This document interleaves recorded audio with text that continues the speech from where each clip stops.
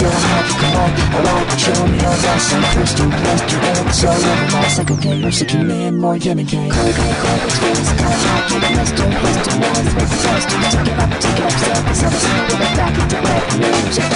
When the side go hard, come on. I like show me all that some crystal cluster and so every my cycle game, so keep me in more gaming game. Call experience, call hard, get a master, master, noise with the busters. Take it up, step, cause I'm seeing with a back at the back, music, the man. Back to back music, the man. Hi everyone, I'm Kits and XBT002.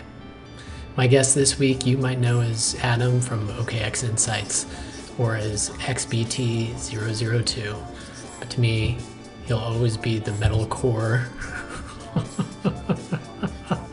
02 of my dreams. We go into a lot of depth this week on both the future of cryptocurrency games to the backlash we've experienced from the games industry itself, and then conclude with talking about our shared love and background of English literature. As always, if you like the show, please like, subscribe, and leave us a review.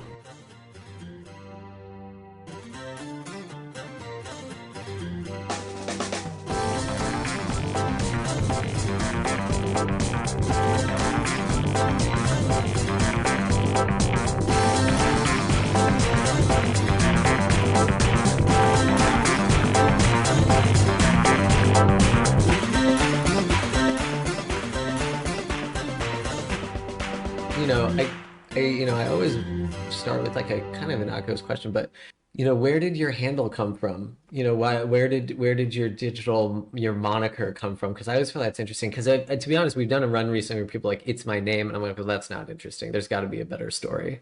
Yeah, I mean, I don't know. I don't think mine's a very good story. It's like, like 02 as in the anime waifu, Yeah. and like XBT as in, the cooler Bitcoin tag. So that's it. Yeah, But, I mean, I liked it stylistically, I guess, just the idea of like, 3 letters, 3 numbers. I wanted to do like 0x002, but that was already taken. Yeah, I feel like that one probably. I mean, I'm a big proponent of, doing the unpronounceable anon names. It just feels truer to form, because I feel like I'm LARPing even with the 0x. I'm like, I don't have any, claim on this. And then you see Well, people with actually cool like hex strings as names, and you're like, well, that yeah. actually is, on brand. Yeah, I think now the cool thing, I mean, there was obviously the 0x handle became like a cool crypto native thing, but then it got sort of overplayed, I would say. Like a lot Yeah. of like everyone just started making 0x ones. So then I think now probably one of the cooler ones is actually just people using their like the first however many digits of their like ETH address. So Yeah. just like 0x and then whatever numbers and letters. Yeah, I that think feels it a lot looks more cool. pure. That feels a lot more like on mission. Yeah, yeah. It feels very crypto native, doesn't it? It's a little bit, yeah, it's a little bit leaning in quite a bit. You know what I mean? It's a little Yeah. bit like we are really doing crypto. Like my identity is my wallet. Yeah, my identity is my number. I am enough. Yeah, and then the same people would be like, I'm not eating the bugs, and it's like my brother in Christ, you're reducing yourself to a barcode. Yeah, yeah. I made an anonymous account. I mean I don't use it, so I'll just say what it is. Because if I ever do make another like alt, it won't be this one. But I made one that's it's 0x655321. Do you know what that's a reference to? No. It's like the prisoner ID number for the guy in Clockwork Orange. Yeah, really good. That's very good and edgy. Yeah, but it's like I'm never gonna use this account. But I thought of it when I was like rewatching Clockwork Orange, and I was like, well, I'm just gonna take this like Yeah, you burner gotta real camp on quick. those good ones. I think like at the start of every, new season of anime, you should just get all the 0x's for all of like protagonists and characters that people like. And then yeah, like go back and be like, find the Clockwork Orange prisoner number or whatever like arcane bit of trivia. Get like Patrick Bateman's pager code or something and then just turn it into Yeah, a 0x exactly. handle. Or make like an ENS domain out of it or something. Yeah, I feel like I really missed a lot of obvious like ENS buys. Yeah, me too, man. Because I was in ENS like early, Yeah. but only like I wasn't camping on addresses or anything. I was just getting ones like for myself that I would Yeah. like use and stuff. Yeah. And So I mean, I got like a pretty nice like when they did the airdrop, I got a pretty nice airdrop and everything, but I definitely like didn't jump on the wave of camping out. I didn't think that it would get that big where people would Yeah. actually start being like, I need all of the 3 digits now. I need all of the four That, I digits. mean, that was like that totally blindsided me. Yeah. I was like, and in retrospect, of course, it's so obvious because the same thing would happen with like regular domains and Yeah. vanity phone numbers and things like that.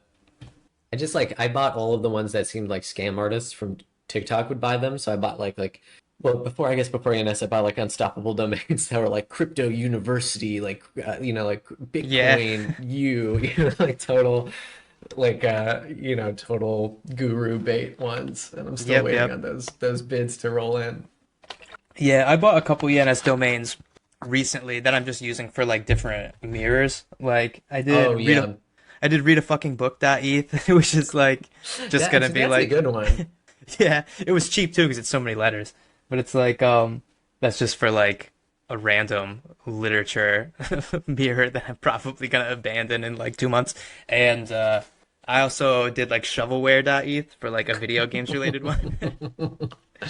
Actually, that's kind of like a good segue because I know you have this kind of like this interesting background coming into the crypto space. So if you want to like break off kind of like your origin story for us, like how did you get here? What was your path to crypto? Like kind of where were you before? I think that's always like a really interesting thing to look into.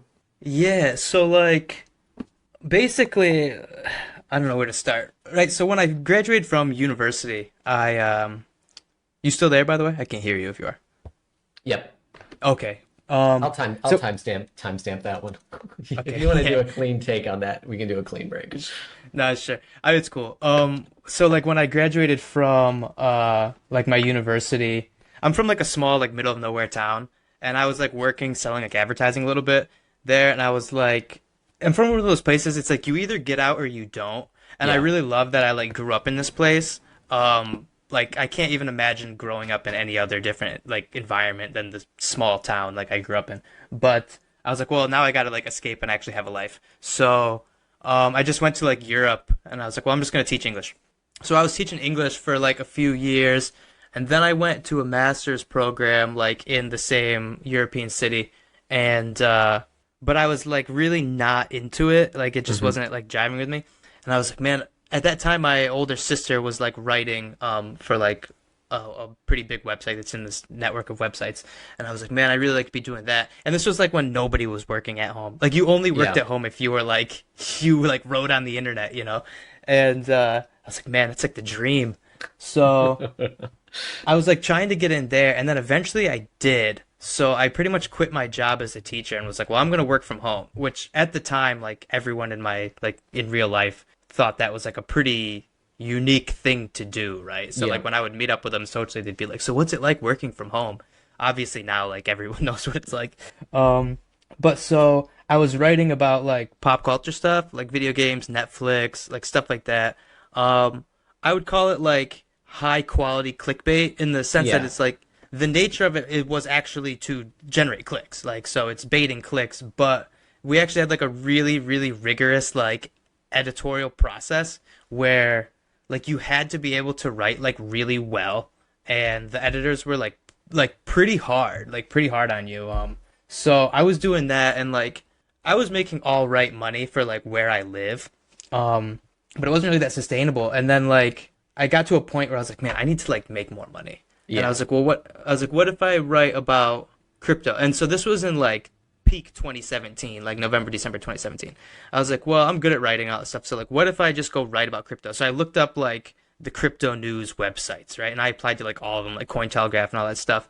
And then Bitcoinist like got back to me, and they were like, yeah, like you can come work here, we'll pay you in crypto, all that stuff. I'm like, sweet. So I went to Bitcoinist, and then in like I don't know, like 1 or 2 months, I was like editor in chief of Bitcoinist, you know? That Um, that feels like a very startup news outlet story. You know what I mean? Like I feel like that trajectory is maybe shocking to people in like a very traditional or established media world, but I feel like, for these kind of like nascent online projects, I imagine that's not super crazy. Yeah, especially at that time because I mean, where I was before, so I was writing for like Looper and that family of websites, and Hmm. I mean, I was never first of all, I think they didn't really like me. I don't really know why. I worked really hard and everything, but like it became clear to me like they weren't gonna make me an editor.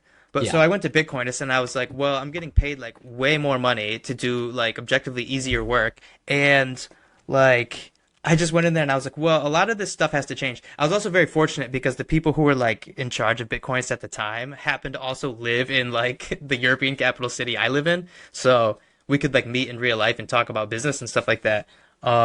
So I was like, well, here's just some basic things that I know, like that we should change and help, like in terms of like content quality and SEO and stuff like that. So anyways, became editor in chief, and then it was like bear market and all that stuff. It wasn't that great. But then some people reached out to me and they were like, "Do you want to start this other crypto website, which is Being Crypto? Like, do you want to start it as like the editor in chief?" And I was like, "Sure." So it was like me and like three other people, basically, like an SEO guy, social media guy, and then like our manager, a couple other people, and we like launched Being Crypto, in like the bear market. I mean, like when Yeah. it was like dead, and but we managed to grow that from like zero, right, to I think it was like 10 million monthly unique users. Maybe Wow. Yeah. my math might be off. It might have been 2 million. I don't know. Whatever. It was like 10 million it sounds was good. We're gonna go with 10 million. yeah. But so that was cool, and that was a cool time because we actually had like an interesting MO in the beginning where it was like we didn't have to be, I won't get into like a lot of specifics and stuff, but like we didn't have to be profitable for like the first year because like let's just say the backers were like just make it into a thing, right? So we that was great because we had like total and unlimited freedom. So we didn't have to play any of these sort of like SEO games. We didn't have to like sell sponsors and do all that stuff. It was basically just like we didn't even have advertisements on the website for like a year. So it was just like write cool stuff. So it was Yeah. really fun. It was really fun because I could like assign to writers and stuff just like pieces just like straight off of like crypto Twitter. And this was before a lot of people were even really using crypto Twitter as like a news source. And I could just be like we could write like almost like tabloidy like gossipy stuff just for like Sure. fun. Yeah. And we wrote some like cool breaking news stories and stuff like that. Anyways, so that and then things changed, and when Being Crypto became more of like a traditional crypto news website, which is fine, but it scaled up, and it got to the point where I was like, not my heart like wasn't really in it anymore. So I left there and went to OKX, where I still am and have been for 2.5 years. And that's that's the career trajectory for me, I guess. There's so much to unpack there, and so much that's like kind of like an interesting nuance point because I feel like a lot of people maybe have like a background in what we might consider like the liberal arts, who find their way to crypto, but I think the vast majority are people who are like, oh, I was either like technically based or in the finances field already or studying finance, or that never even got that far, right? That was like I'm 16 and I saw Bitcoin and I leapt for it. But I'm also from that kind of liberal arts background. I was a creative writing major, and a history major. And so, I kind of wonder like how does that background, just for like starters, how did that like kind of change the way you saw the entrance into the space? Like, did it change your perception of crypto at all, coming to it from this, kind of maybe non-traditional background? Yeah, I think so. I mean, there's always like that thing when you're an English major, right? Which is what I was. And there's always that thing of like, well, what are you gonna do? Like when you graduate? Like Right. because you just spent 4 years reading books. So it's like, what are you gonna do? But the flip side, the argument to that was always like English majors are actually tend to be very employable because well, they know how to write and they tend to be like well-rounded when it comes to like critical thinking, thinking outside the box. So you can find English majors in a lot of different fields that involve any sort of creativity. So what they Yeah. can be like marketing, it can be a lot of things. For me, it was more like writing, like online writing, and yeah, I just saw crypto media at the time because it was so nascent and so like low quality. Then and crypto was just really like 2017, I think, was when it really popped onto like the mainstream's radar. And I was like, well, I know I'm a good writer and I know I have a lot of skills and there's clearly money here. So why don't I just go here? And then, I mean, I think today it's a bit different today. Like at that time, there were like very few good writers. I don't want to say no good writers because that's insulting to Sure. people, and it's not true, but like in terms of like an overgeneralization, like there were no good writers. So like, and even today, it's still very hard from a recruiting standpoint. I mean, ask anybody who's Yeah. like has to recruit writers. It's still very hard to find good writers who also like know crypto, and Yeah. not just know crypto necessarily today, but know crypto like the last like 3 years or 4 years, or understand like the history of it, or who are these people on crypto Twitter, like, and who understand like the small network bubble that we ultimately occupy. It's a very, very difficult challenge. And if you are one of those people and you know how to write because you were from liberal arts background or whatever, like you can find your spot in there. Yeah. It's getting more difficult, I think, because competition has increased. I look at a place like the Block. I mean, the Block Sure. has a lot of talented writers and researchers and stuff for sure, but there's still room at a lot of places. I'm sure if you're a good writer and you know crypto, you can probably get started at the Block in some way. Yeah, I think the only thing that it like really kind of resembles to me is like, and obviously on a much shorter timeline, is like when online video games journalism really started, because not only did people have to be able to write to a degree, they had to have like a subject matter expertise on something that was not like traditionally taught. Like, I don't think certainly during like when, I don't know, early publication like One Up or whatever, right? I don't think there was a focus Yeah. in journalism on like how do you write about video games.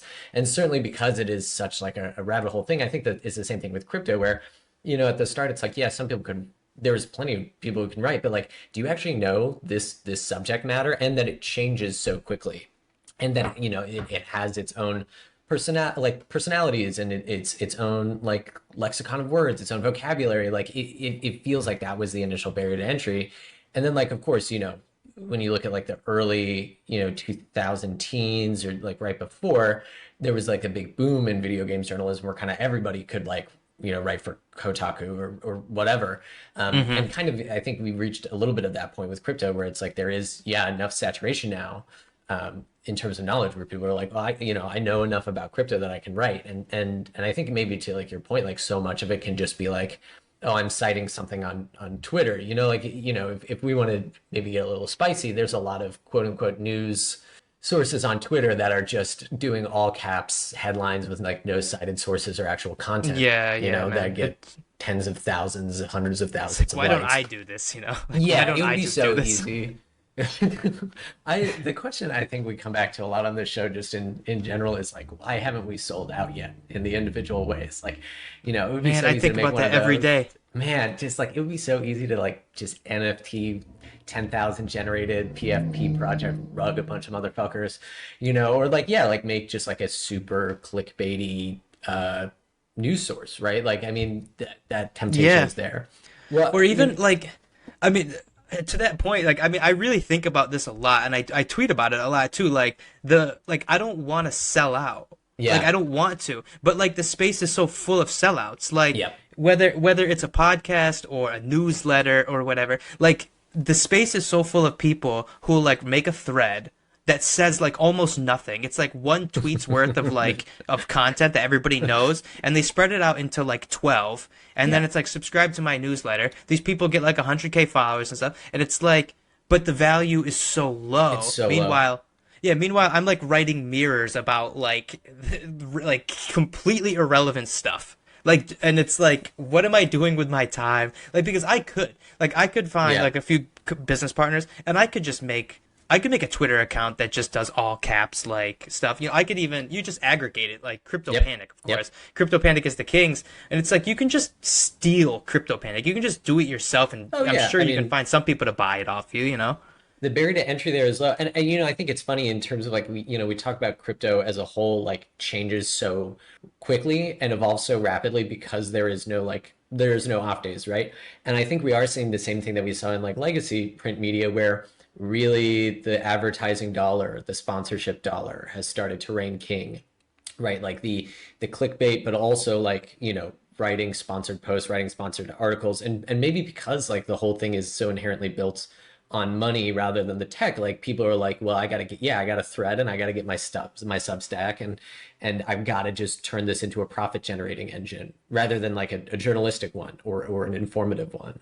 Yeah, I always think to myself, like, what would I do if I like left OKX or got fired or whatever? Like, let's say tomorrow I don't work at OKX anymore. It's like, what would I do? Because I would like, in an ideal world, I would be just like go independent, and I would be able in like maybe 6 months to a year be able to generate enough income that it's like a viable thing. Yeah. But it's like if I did that, like I wouldn't want to sell out, and I feel like you almost have to sell out. Yeah. And that's why I tweeted the other day like about like Mirror and stuff because now you can like mint the NFTs and everything. And you, well, I guess that's been around a while. Now the new thing is like you can subscribe on chain or whatever. But like I tweeted like if a lot of people I know who I follow and subscribe to who use Substack or other platforms, like if they used Mirror or any other thing where they mint NFTs for their work and they were just like let's say 0.01 ETH, so like $17 or whatever, like I would like I'd buy them. I'd buy the Sure. NFTs just to support them, not because I ever expect to flip these NFTs make a profit at all. Like just because I think it's cool, and that's the kind of like model I would like to see, quote unquote Web3 push into the future of like people just directly supporting other people without using Patreon, without using a service that takes a cut. You know Yeah, what I I mean? mean, it seems primed for the creator economy, right? And it seems primed for like the independent writer. But of course, that gets sullied pretty much right away. I mean, that's kind of even a larger point about NFTs. Like, I would much rather purchase NFTs to support someone rather with any expectation of flipping them or thinking, I was just like, I really like this artist. Um, I try and like commission artists I like a lot because for that exact same reason, because it's a much Same, yeah. more direct, yeah, it's a much more direct thing of support than being like, I'm gonna buy, a drunk uh, weed ape collection to try and, get a 10x flip on it or whatever. Yeah, man. Oh my God. Which, no shame, no shame. But yeah, that way of direct support. And I think certainly artists have figured that out. It's kind of interesting to me that journalists haven't, or maybe it's more accurate to say, right, like crypto journalists don't, the quote unquote journalists don't care because the Substacks are printing and the all caps tweets are getting you whatever, and it's they don't have to try and have a more direct, genuine experience. Yeah, because the sad reality is you still need the audience, right? Yeah. And which still becomes like a numbers game. So, okay, well, if I can get a 60K following, right, or I can get a 100K following, then or 200K following, or whatever, it's just like the profitability just increases, of course, just from pure statistics. Where it's like if you like you can be like a brilliant writer, a brilliant crypto native writer with like a relatively small following, and it's like you're going to struggle, I think, to make like a good paycheck off of that, unless you get Yeah. like a proper like whale who's just like commissioning you, you know? Yeah, I mean that's the like kind of patron system seems really tricky there. And also like, I think kind of to your point earlier, like, what am I doing with my time? Like you have to, I feel like we're so pressed in the modern age to make every moment of our time as profitable or, kind of doing maximum extractable value on our literal Mm-hmm. time in the day. Like it has to be for a purpose. Um, and as someone who like wrote for pretty much just for myself and for my own like enjoyment for many, many, many years, that kind of insidious way of thinking really stopped me from writing. It made me go like, well, what am I? It's that terrible, like kind of very capitalist mindset of like, oh, am I producing right now? Am I Yeah. creating value right now? And I think that really, stops the conversation for a lot of people. Yeah, I mean, I'm very fortunate that I'm currently working at OKX and everything because it provides me with like a means to enjoy my life, Hmm.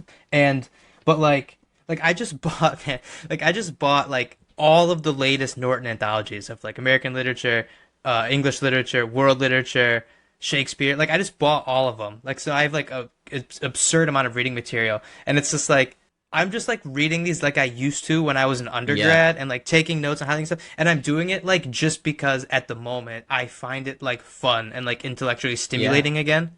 And there's like no value to be derived from this, like monetary value. It's purely just because it's like, well, now I feel like I'm enjoying reading again. I'm enjoying analyzing literature, which is what I did in college, and no one's ever going to pay me to analyze literature Right. unless I become like a professor. Maybe I can become like the most prolific on-chain literary analyst and then someday become an old professor somewhere. I don't know.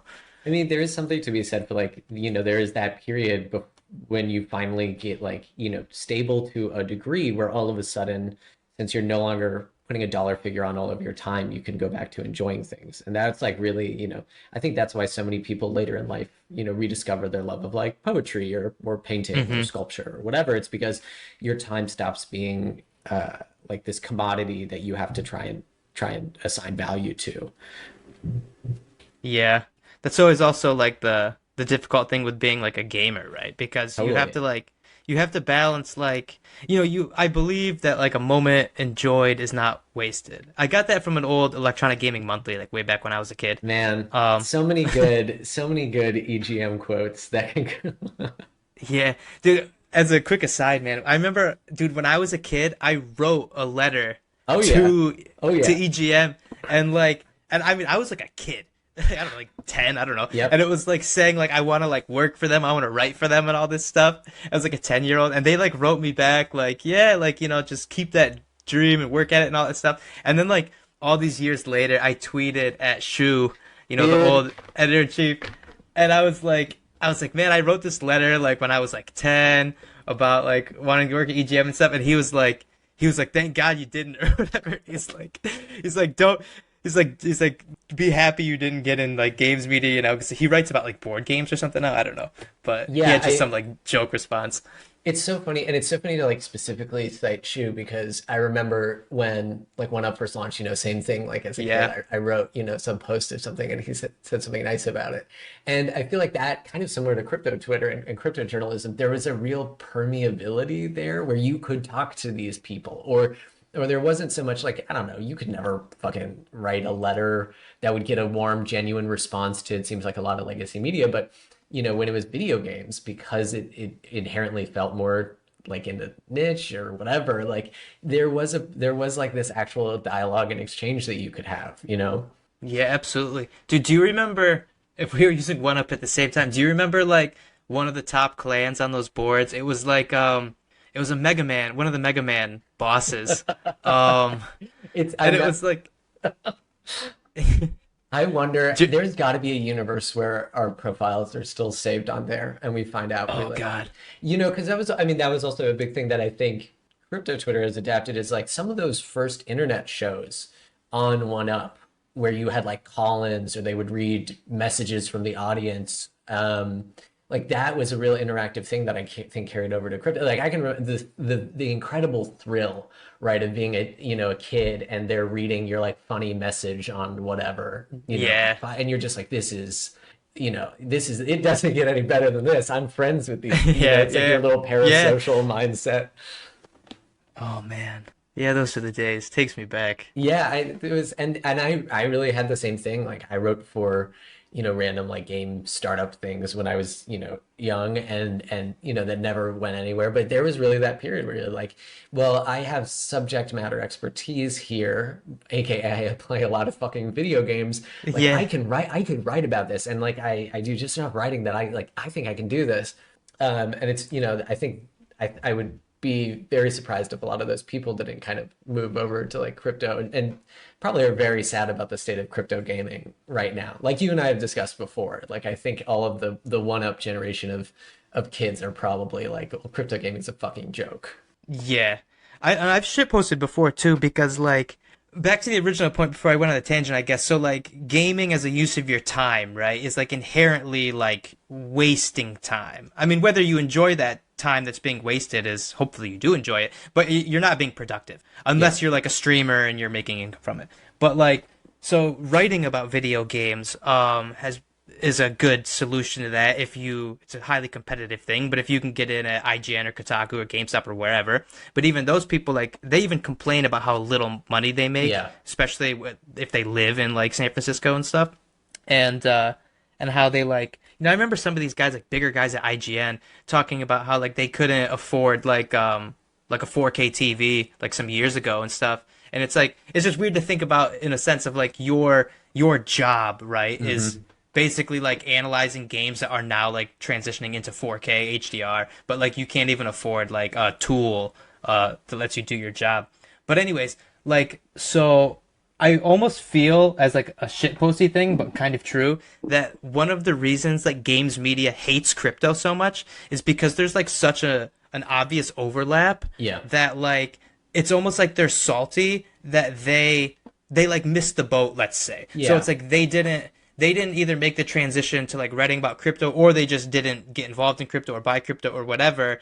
And it's like, and because that overlap is so strong, they're salty about it. Well, yeah, I mean, you can look Kotaku and Polygon put out like, one or two anti-crypto in general and then anti-crypto gaming articles. Like it feels like a day, right? And which is so bizarre to me because like, if we want to take the very optimistic view, and I'm going to take the optimistic view here, I don't think this is the reality, but if you want to like dream high, right? Like crypto gaming eventually monetizes your ability to like resell a digital game or sell an in-game asset for actual money or generate an income, not as a streamer, but let's say, like the idea, like if you are supporting, like EVE Online is a great example, right? Like if you're supporting some part of an in-game economy, you can make money playing this. So it seems crazy to me that like games journalists who rage all the time about like, companies exploiting people with microtransactions, or companies Microtransactions, yeah. like, yeah, any of that shit, that they wouldn't be like, oh, this is like an actual economic tool that in the best case scenario could give value back and ownership back to people, but instead are so,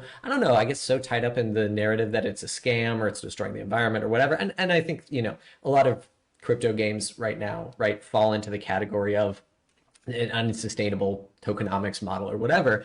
But it just seems weird to like rage against this system, and then there's something that very optimistically could challenge this system, and you're like, well, I wanted to challenge this system, but not this. Actually, fuck this, it's terrible.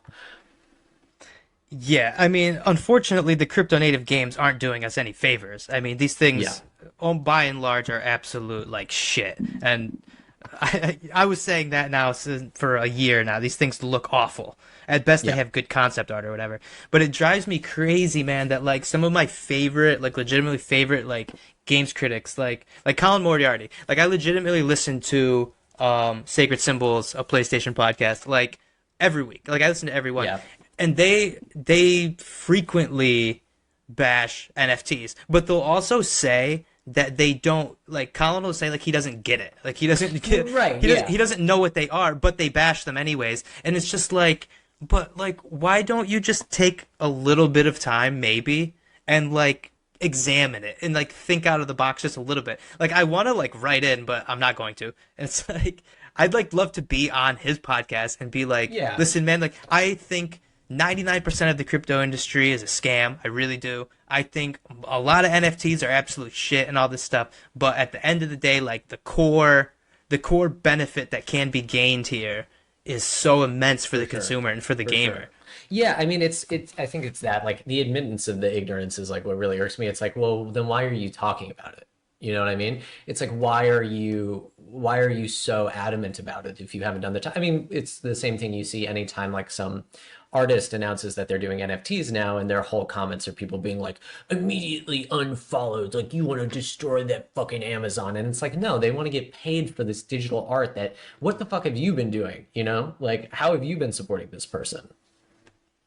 Yeah, it's like I wonder if it's just like a branding issue at this point, because we've seen similar cycles with just like Bitcoin itself, right? Where after 2017 it became a whole like Bitcoin's a scam, a lot of stories like this guy lost his house, all these people lost Yeah. all this money, like Bitcoin is a scam. I feel like we're sort of past that, where not there still are people who think Bitcoin is a scam, but it's less than it used to be, and I think most people sort of accept that like Bitcoin exists at this point, and it's Yeah. probably not going anywhere.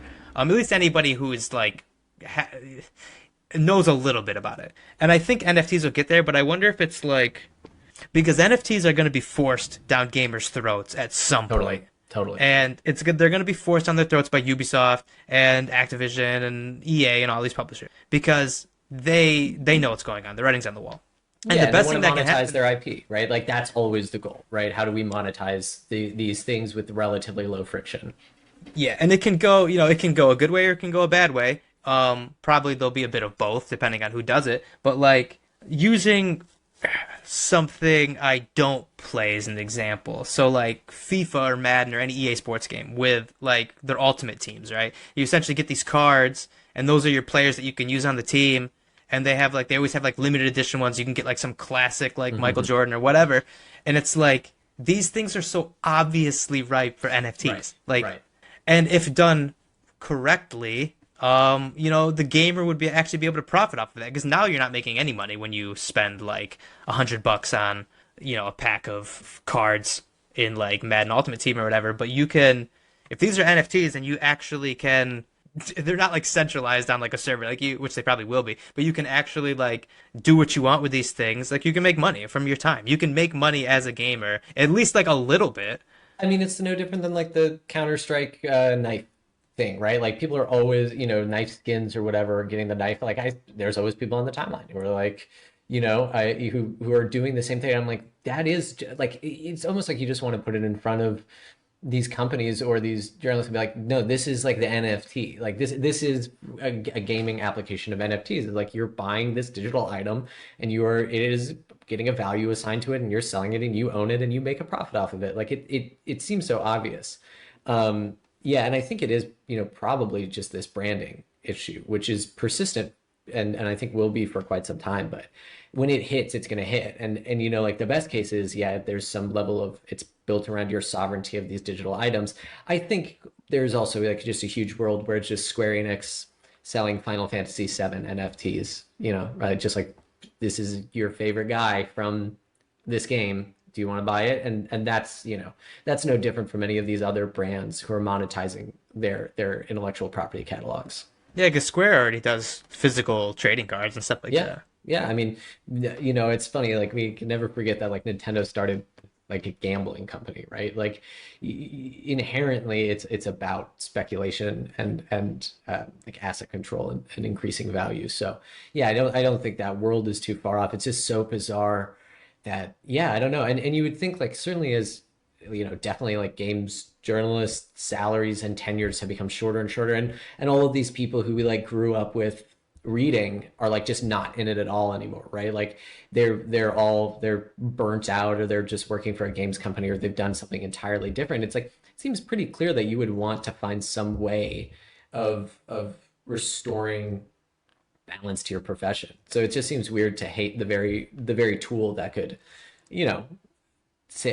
help your situation. And I guess same thing kind of for academia, right? Like teachers are really poorly paid and like don't have access to resources, but like typically don't organize or look towards anything in the future. So it's like, yeah, I don't know. The games journalism skepticism really is one of those things I just don't understand.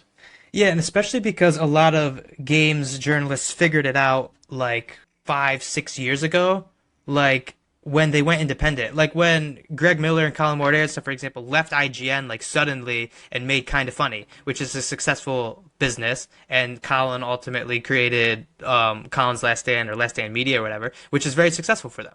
And other people did the same. Other people tried to do the same and failed, but other people did it successfully. And Like that's Giant Bomb. Giant Bomb is a great example, right? Like, yeah. and figured out the subscription model way before anyone else ever did. And a lot of that, was in response to just like Twitch, because like they saw like, wait, like these people are just building their own followings just by streaming when streaming was still a relatively new thing. And they realized, well, if they can do it, like we can do it too. Yeah. So in many ways, like games media was ahead of the curve in the content creator, like going independent space. So you'd also think that they would see the value in, because all these guys love Patreon, right? You'd think they'd see the value in other people finding ways through, Web3, which I hate even saying because it's cringe. I like the, yeah, I like it though. I like Web3, but now it's become so like gross. But it's like the VC buzzword, Yeah. But so anyways, I'm going to use it for now. Using Web3 as a way to make a living for yourself as an independent person, like doing work, doing something that you enjoy as an individual and can maybe like feed your family from doing it.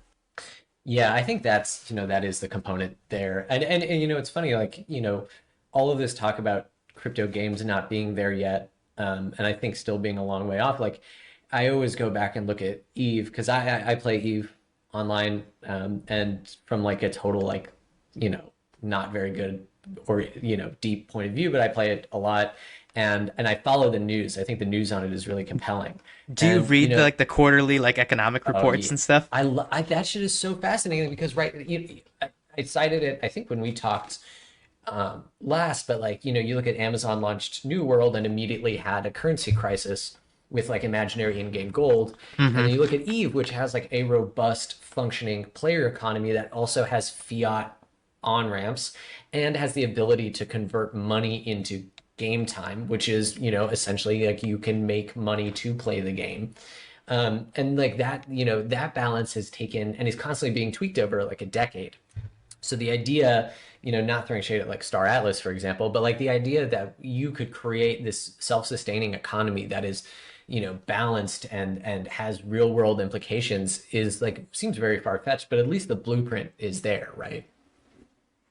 Yes, exactly. I mean, this is why I'm very bearish, and I remain bearish on crypto native games. I do think we might get one, Yeah. like, sort of like flash in the pan, like, indie thing, but I don't think it's going to be at the scale of, like, a Star Atlas or anything even remotely AAA or AA for that matter. I think it's going to be, like, a very simple kind of indie game Yeah. that's, like, just no one sees coming. So that's obvious. If I knew what it was, I'd do it myself. We would But be no one's going to making see a it game coming. It's just really going to pop up. rich. Exactly. But Yeah. I think NFTs in games are ultimately just going to be forced down people's throats. Like the apparent Rockstar leak about like they're going to use like a crypto or something like that in GTA 6. I wouldn't be surprised if that's true because if anybody was going to do it, it'd be Rockstar in GTA because Yeah. they already have like they understand economies and in-game currencies and stuff like that and they have such a massive like nobody is going to boycott GTA 6 if they put crypto or NFTs in No, it. no, no, like no.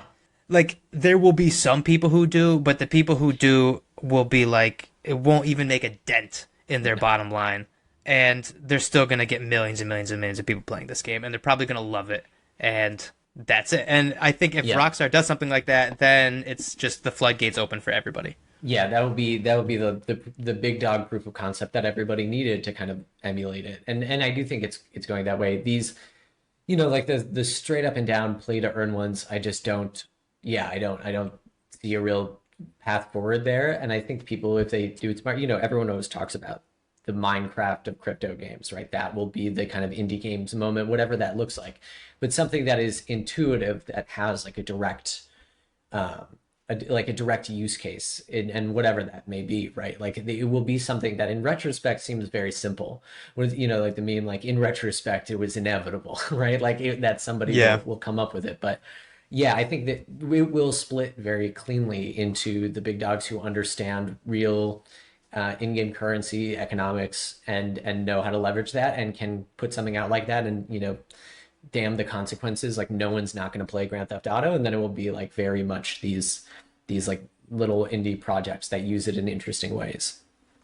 Yeah, and people bash NFTs and games, the potential of it, because be like, well, it's just going to be cosmetics. I think when we talked last time, right, we talked about like horse armor, like they're going to Yeah, sell you yeah, yeah. horse armor, and it's just like, yeah, you're probably right because like look at Final Fantasy 14, the most popular MMORPG in the world right now, and the end game in Final Fantasy 14 is fashion. It's all looking cool. It is all Yeah. yeah, 100%. Like, just you go to Limsa Lominsa and you stand around the crystal and you show off your stuff and you like socialize with people. And like, there's no reason why that stuff can't be NFTs and people wouldn't want to like buy it off each other, you know? I mean, if you want to go back, there's, a great example in Gaia Online, right? Like, which every, weeb middle schooler, very near and dear to their heart. Like, I remember begging my mom every month to have the money to buy the gold, to buy whatever like new item that drop was. And then, you would go around and try and sell it immediately on the marketplace, right? You would learn how to sell this asset. And it was all cosmetic, right? Because that whole there was no actual game there, right? It was just essentially like a BBS with an avatar. Yeah.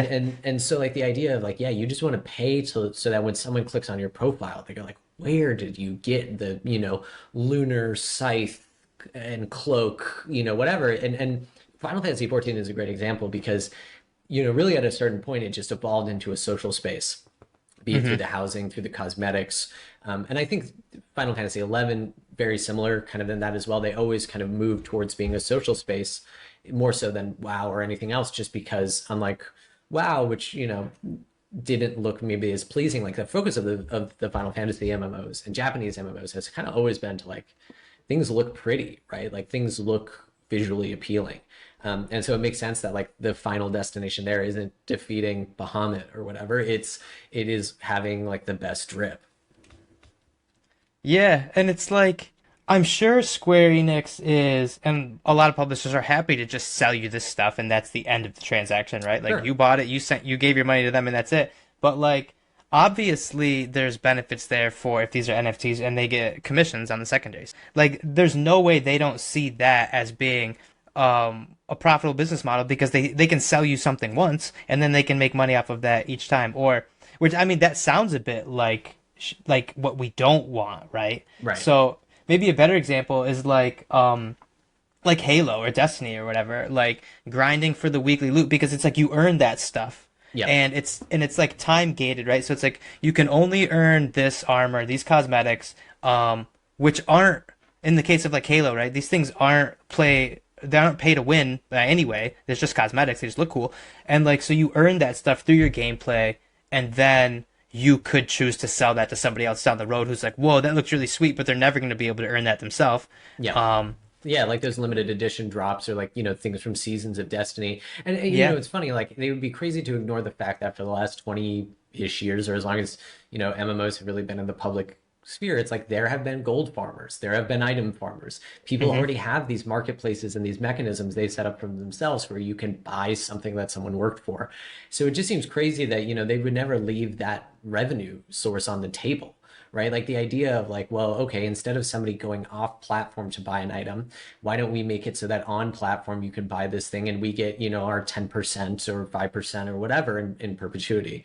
That just seems like, it's one of those things that it seems shocking that hasn't already happened and seems so obvious that that is the next step.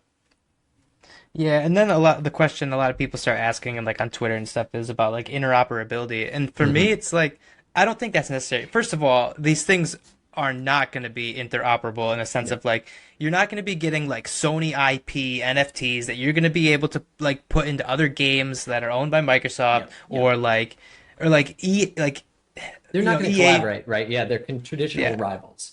unless they make explicit partnerships, Hmm. they're not gonna like in terms of like EA, maybe you can use EA NFTs on Xbox family studios games or whatever.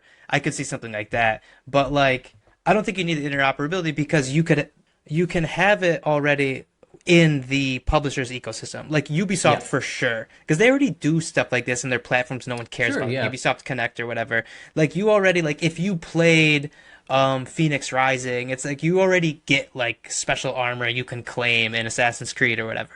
It's like a cringe, not very good anime, but like something that stood out to me in like Sword Art Online. I think it's in like the second season.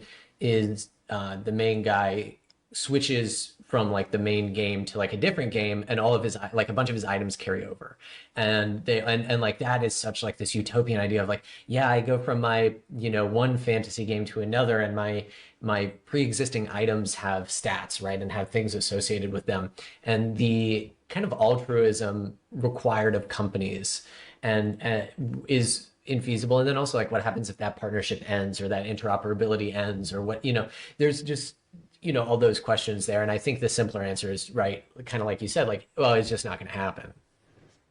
Yeah, and I also don't think it's very important because like I was playing Ghost of Tsushima a couple weeks ago or whatever, and it was the first time I played the online like Legends mode because I was waiting to play it with my brother and we had some time, so I was playing it with my brother and it was like, "Oh, I've got, God of War armor." And it's like I don't really care. Yeah. And in the Yeah. vast majority of cases, it's like I don't need let's say God of War items in The Last of Us or something. Like I don't give a shit. But in Sure. games of a Sure. For sure. service or games as a service models, it makes perfect sense because that stuff can just carry over in perpetuity. And I think it also makes sense in specific ecosystems. Again, like in the Sony ecosystem, even though I don't care about that shit, like that's to be expected. Or the Ubisoft, of course, like that's to be expected. They're going to be like, oh, you played Assassin's Creed, Black Flag, right? Way back when. So we're gonna give you like some pirate gear or whatever. It's like, okay, cool.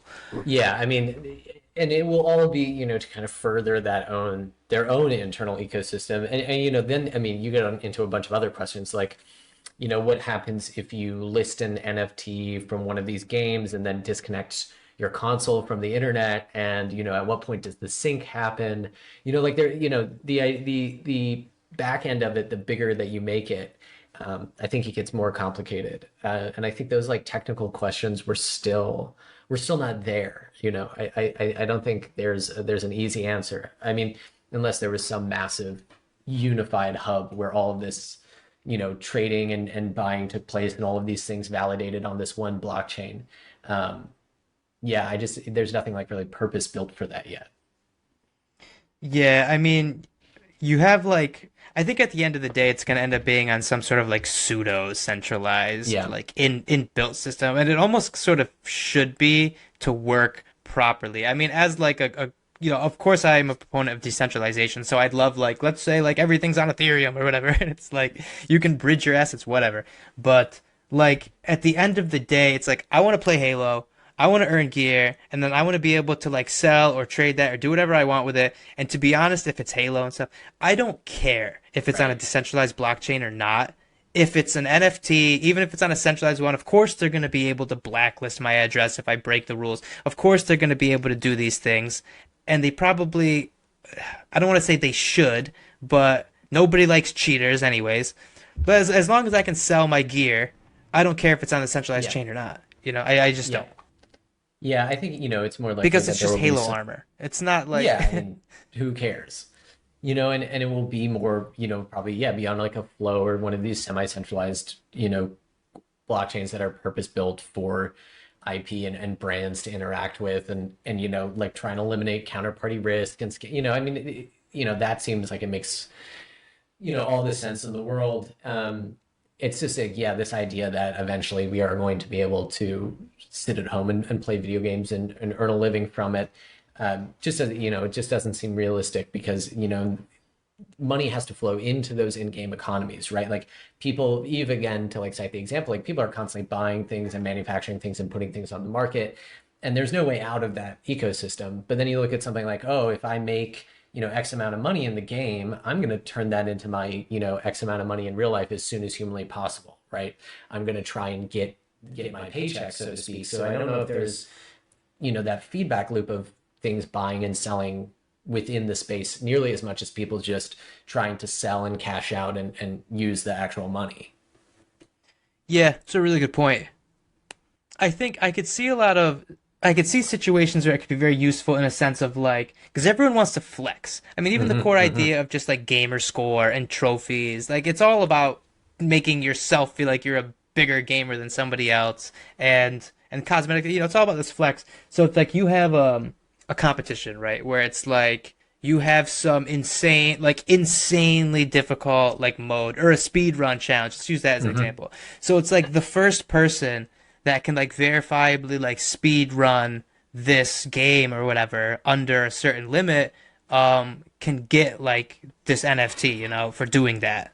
And then like people are like as long as it's not just like a certificate that's like I speed ran it, maybe you get that and it's like soulbound, but like maybe you get like some like insanely good piece of like armor or whatever, like Sure. something that's just like really cool and people are gonna want it, and you probably Yeah, will of be able to sell course. it. So like I could see rewards like that really taking off and being profitable for people as opposed to like you said, yeah, it's like okay, like you have a lot of people playing Destiny, right? And a lot of people getting NFT items, but like where's the buy side on this stuff? Because unless it's like super rare stuff, like who cares?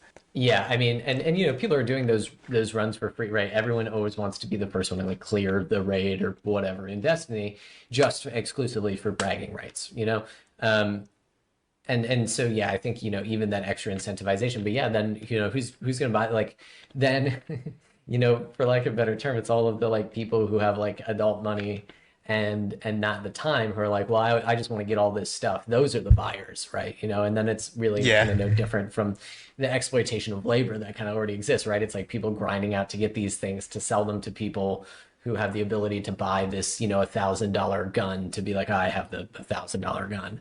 Um, Yeah. yeah, it's It's true. it just evolves to look kind of like exactly how things already are. And I think the bottom line is like, well, if it's not fun, no one's gonna play it. Like, for me personally, like I love Destiny and I love playing it, but like the farther I got into the end game grind and the re-rolling, I'm just like, man, who fucking cares? Like, this is not, at a certain point, it is not pleasurable. It's not enjoyable. Like, I even, even in like Minecraft or something like that, at a certain point, I'm just building shit in an empty world that is lifeless. It has so much less to offer for me. So I think, if it's not fun, then no one's going to play it anyway. Yeah, I agree because you don't want it to just end up being like, the whale games thing, right? Like Genshin Impact. You have like you can play Genshin and you don't really have to spend any money doing the gacha system and all that stuff. And you can play the game, have a good time, beat it, all that stuff. But then there's those people, who need to get like when you finish the constellations and all that stuff, and they just spend like absurd amounts of Yeah. money to get like the pinnacle like version of the character, but it's like the only way you can do that is if you just spend loads of money. And we've seen that with mobile games for a long time and all that Yeah, I stuff. mean, and even like at least Genshin Impact has gameplay and like narrative stuff, but like people will drop, you read about those people are like obsessed with, I don't know, one of those like super basic spammy. Candy Crush Yeah, and Candy Crush is stuff. a great example, or like one of those home improvement games that's just puzzles and they're like up to, level like 20,000 and they just are buying and it's like what for what? For why? Like, it is, yeah, I don't know. I feel like I'm a hater on a bunch of those things. And I feel like I find games to be becoming less fun over time. Like I haven't played a Ubisoft game in a long time. Like I haven't played a Far Cry or an Assassin's Creed because I'm like, I just don't want to run to this point on the map and do this one thing and then go and do it again a million times and like free this outpost, whatever. It's just like it is mind numbing to me. But I don't know. People will, if there's an incentive structure, I think people will do anything for any amount of time. Yeah, I mean the ideal, right, is you have a game that's fun that people enjoy playing for a long time, and those games certainly exist. It's based on individual taste, but you have seasons. Games as a service again is the perfect example. So you have like seasons, but you can have like season one NFTs, right? You can have season two NFTs, all that stuff that are just cosmetics, and you can have like weekly challenges, right? And you can get cosmetics from that weekly challenge or whatever. So at least with those items, you're creating like scarcity in a sense Hmm. that like Hmm. these aren't ever coming back. Yeah. So like if you really do enjoy the game and you want this item because you think it looks cool, you're gonna have to buy it from somebody. And if things are balanced out, it in a utopian situation, like the seller makes like a tiny little profit, but it's also not like some exploitation of the person who wants to buy it and they have to pay some absurd amount of Yep. money or whatever.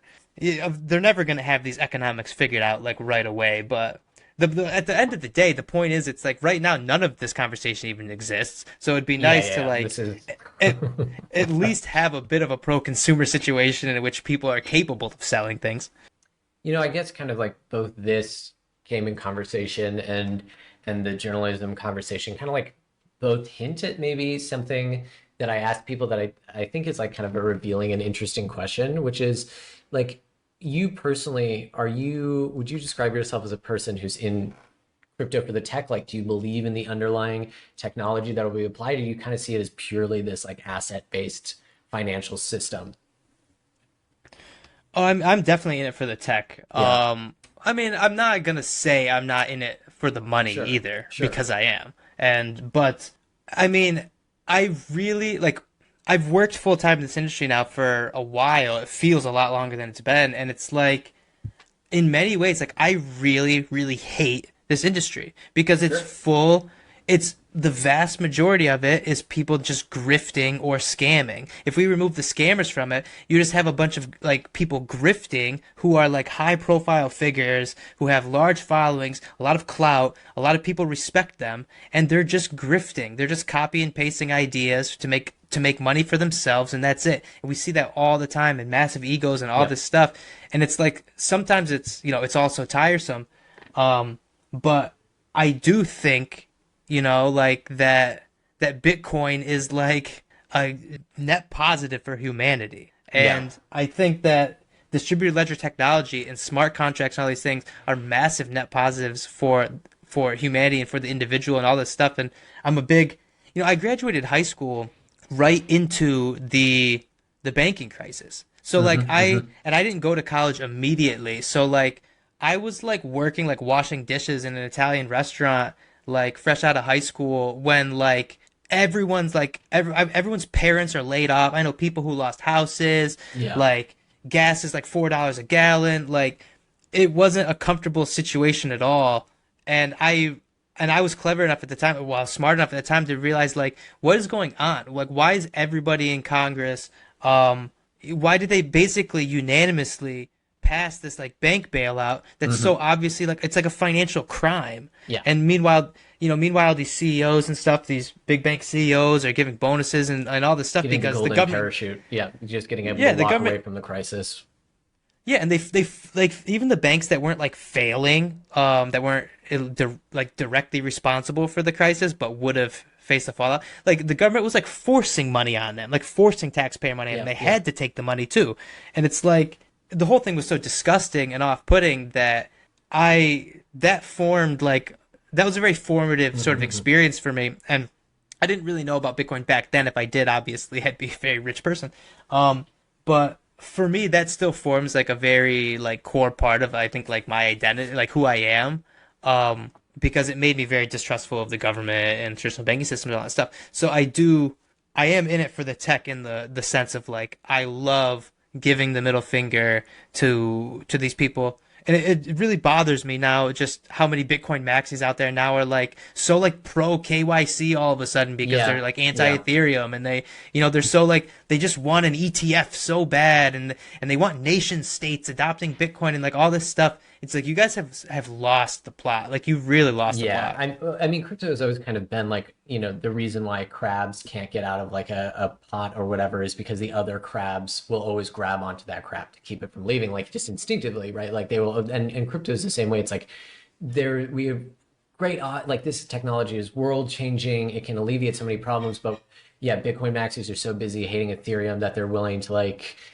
submit to the government, or we're so obsessed with like calling someone else a scammer. Like there is this, and kind of to your point of like the things we hate about this industry, it's like everyone is so busy trying to climb up out of the pot, and pull the other people down who are trying, instead of any type of actual like foresight and organization.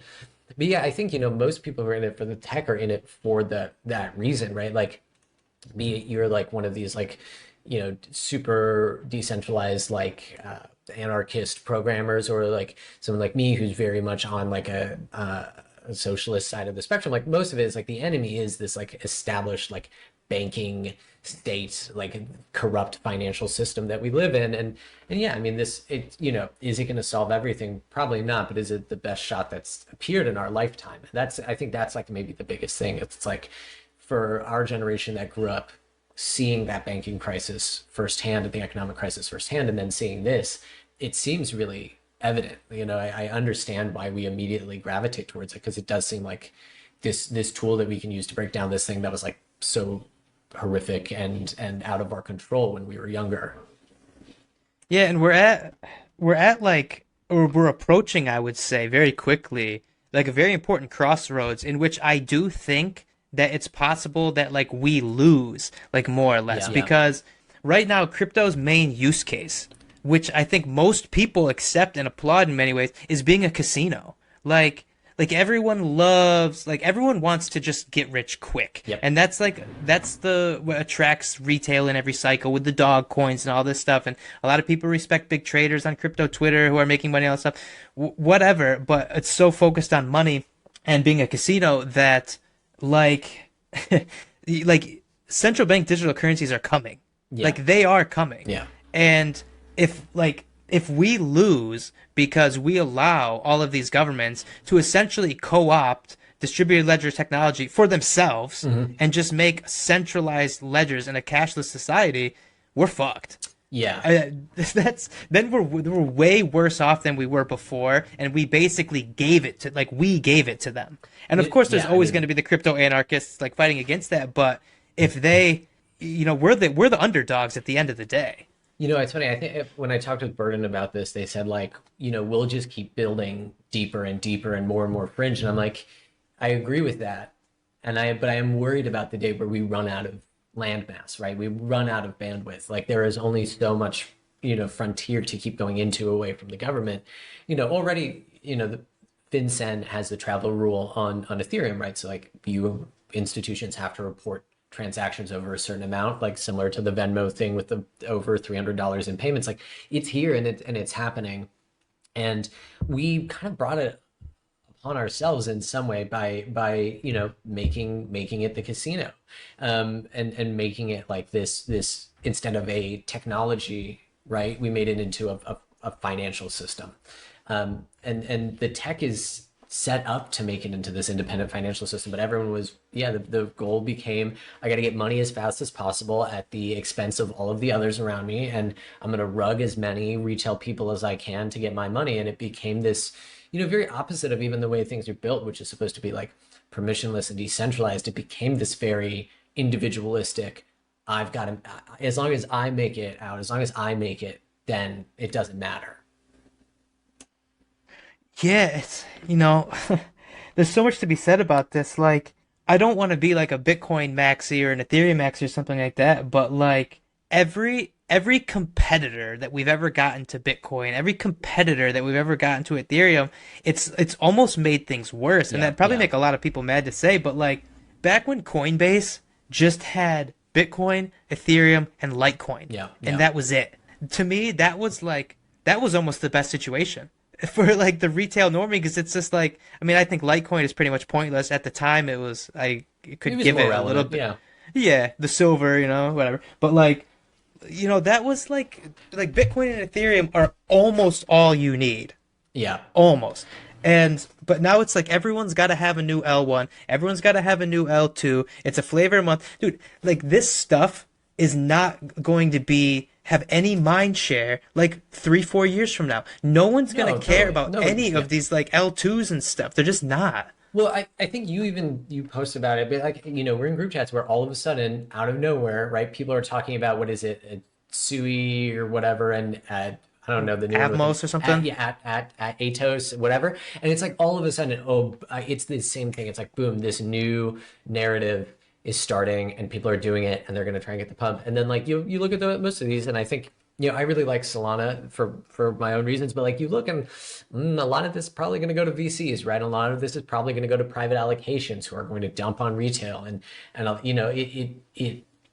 seeing the creation of another one of those narrative driven cycles around, well, these L1s are actually good and different. And all it really means is like people see the opportunity to buy something at a relatively cheap price that they can then dump on everybody, when it hits $200 like Solana or whatever, right? Like I don't think anyone's really thrilled about the tech. I see them, it's no different than any other type of hype to drive something up and drive price up. And even, very smart people who I respect, who I see talking about these things, I really want to ask them, like, do you actually believe in this? Like, do you really believe in this? Or is this an opportunity to buy at 5 and sell at 50? Because if it is, then just be honest about it, right? Like, that's why I even care about these. And I'm not about that. Like, if I see, these things and retail is about to adopt them, like, I would absolutely buy them and I would absolutely sell them, because that's, kind of the name of the game. But like, we should be honest about why we care about them. Yes. I wrote a post a couple months ago maybe about like voting with your crypto, in a sense.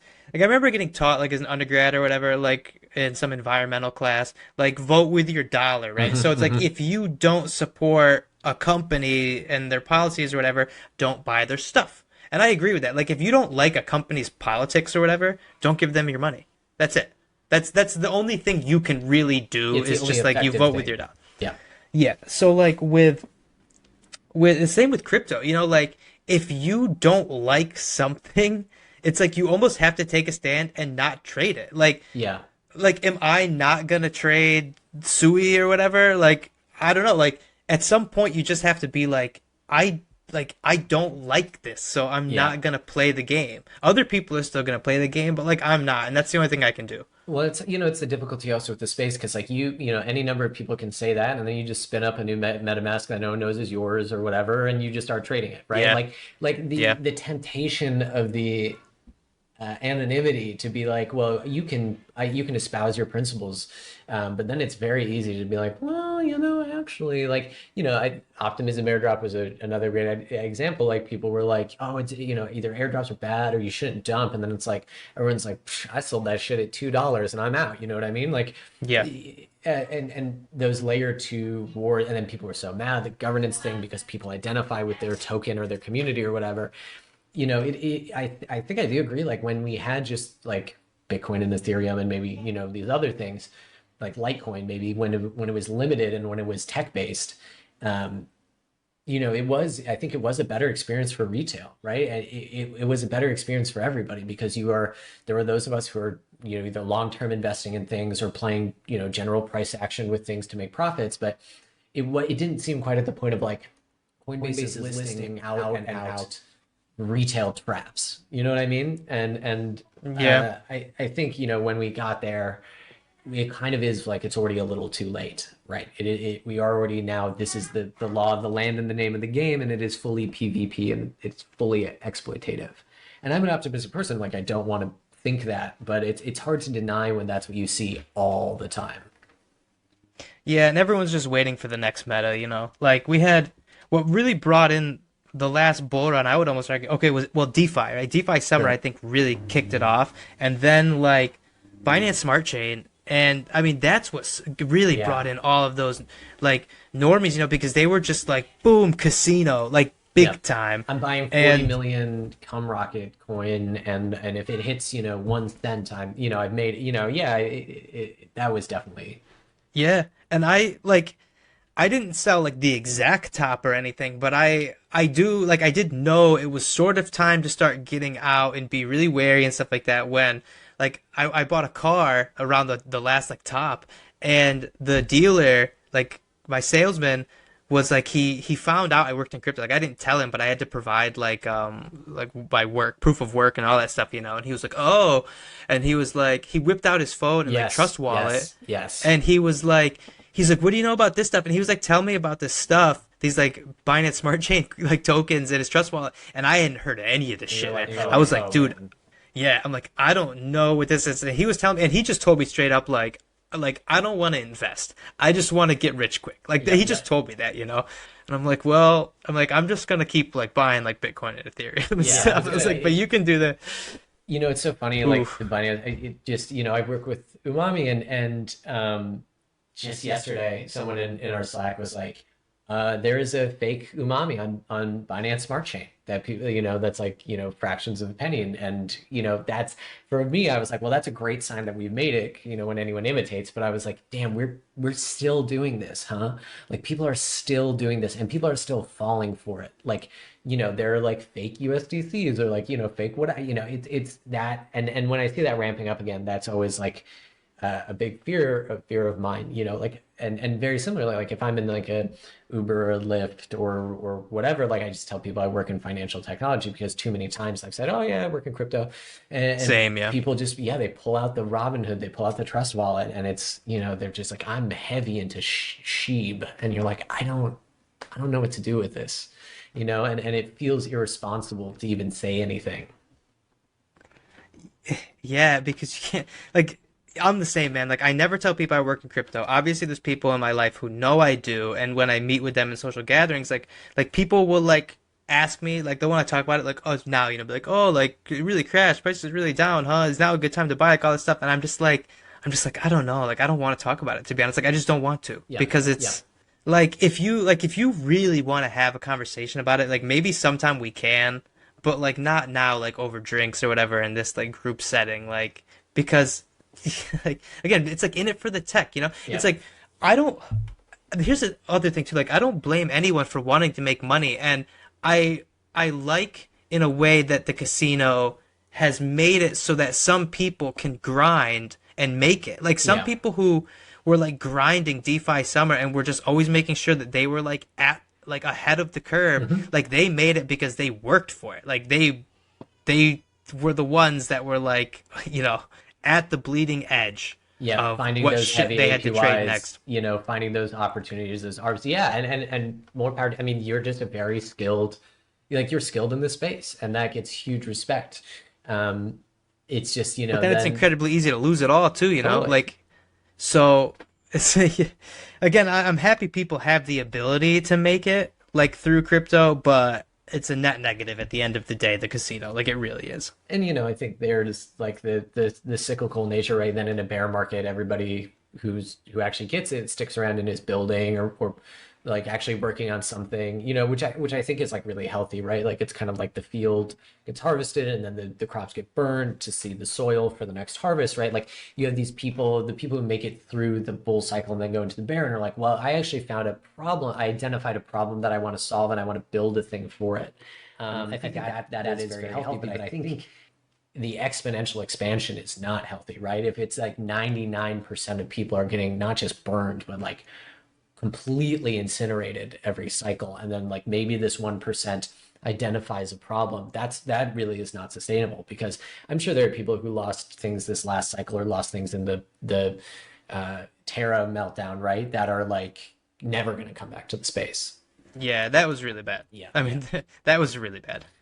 Yeah, I think that there are very real concerns that people can have, like about the kind of the gambling, the lending, the whatever. Those are all legitimate concerns, and if our concern was more around like educating around that and risk prevention and responsibility as a community, I think that would be a bad piece of PR that we could really surmount. But since the main thing is like it's all destroying the rainforest, or it's all like these wild things, when the very real problems, the very real criticisms, we don't really address nearly as much, or we just like the government comes in at the 11th hour and is like, actually, this is all really bad. I think we're focused on the wrong thing. Yeah, absolutely. Because we forget that we're actually like this was created. Bitcoin was created to not maybe not to be cliche or something or overstate it, but to fight a war, right, against the corrupt economic government situation. It's just that's so against It's literally in the individual. It is in it. Yeah, it is core to the point, and it's like why I always refer to Bitcoin as a Trojan horse, because what do Americans care about is like speculative assets and making money. So of course you turn this tech into something that can derive value. And it is such like typical fashion, particularly here in America, where we looked at this tech that is disguised as a financial instrument and we go, oh, it's a way to make a shit ton of money, and to ignore the actual point behind it. Yeah, and that's why like I talk a lot of shit about Bitcoin maxis and people like Michael Saylor and all this stuff, and it's like, but the best thing about Bitcoin, right, is that like Bitcoin doesn't care. It's one of my favorite quotes. Is like it just doesn't care. It doesn't care if you're Michael Saylor and you like buy all this Bitcoin, over leverage yourself or whatever. It doesn't care if you're some like crazy maxi with like really weird beliefs about like you carnivore diet or whatever. It doesn't care if you're just like my some relative of mine who just bought Bitcoin once, or it just doesn't care about any of that. It just is, and it works as it is, and that's like the beauty of it. It's like Yeah, I mean that is like the most beautiful pure point about it. And I think that is like both its appeal, and then it's like in the nature of people to want to control that, right? Like it is in the nature of people to be like, well, it is threatening to me that it doesn't care, so I have to make something that I can tangibly affect. Well, I guess now we can transition to, kind of the more fun and lighthearted questions to get to know you.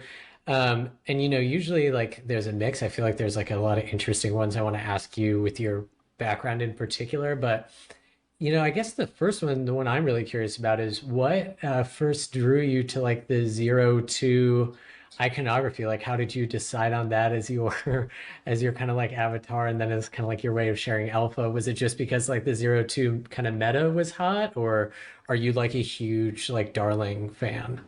Uh, to be completely honest, it's probably because of Twickerty's memes originally, because around that time he was doing a lot of like 02 was his girlfriend memes, particularly the one where it'd be like a giant like 02 and then like a Yeah. really miniature like Twickerty's, and he was doing that a lot, and at the time I was looking to like that's pretty much the time I first really started using Twitter too. Okay, so this is an important note I guess I got into. So I was using crypto Twitter for a very, very, very long time.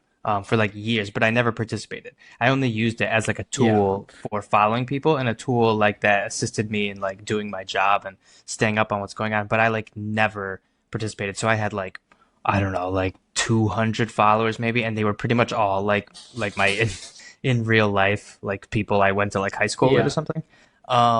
But I made like a decision. I was like, well, I'm gonna start like using like crypto Twitter to sort of further like myself and sort of my brand instead of just being an observer. So I was using like an old screen name then, and I wanted to get like away from that into just Mhm. something else. And yeah, I mean, I've seen Darling and all that stuff, and I like anime. I'm not like the biggest anime guy, like Big D or some of these people, but like I'm definitely an anime appreciator and everything, and I like the character of Zero Two anyway. So just at that time when it was like I wanted to make a new handle and everything, that's just what I settled on. And yeah, and then Yeah. ultimately I like mean, well, and to differentiate myself a bit from like tuba as well, that's when I was like decided, well, I'd go for like the more like darker metalcore stuff because I also am more into that scene anyways, and like especially my like younger version of myself was like really like into that. So that's why I use like the sort of image I have now. yeah, I mean, I don't know how often this happens to people, but were people disappointed to discover that you weren't like a metalcore, beautiful anime woman in real life? Um, I I assumed that I assumed everyone made that assumption. You know what I mean? Like Yeah. if there is anyone out there listening or whatever who's disappointed to like just now learn this, like I don't know, I'm sorry, I don't know what to tell you. Though I have like face docs to myself like multiple Yeah, times, it would so be pretty shocking if someone's like unfollowed. I can't believe this bullshit. yeah. Aside from like actual just like pictures of me and sort of my family, I posted on Twitter or like like the podcasts that you were on, for example. Like there's been a wealth of information. I mean, I Um, would like to be not to derail this. I mean, I would like to no, be like yeah. fully anon. And I do have like alt accounts or whatever, but they're not very relevant. Like I would like to be fully anon, but it's just not feasible in my Hmm. nature of work.